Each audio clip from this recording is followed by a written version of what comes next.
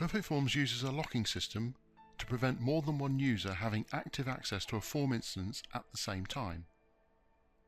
When an instance is opened, it becomes locked on the server. Any subsequent request to open that instance will be in read-only mode.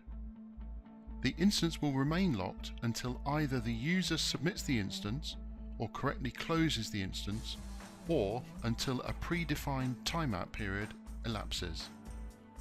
The default timeout period is set at 30 minutes, but this can be changed in the form property settings. If a form instance is locked, and it's important for another user to gain access to that instance, then the lock can be cleared by the form owner, or if it's a shared form, another user with access to the form. Select the form and drill down to the instance that you want to clear.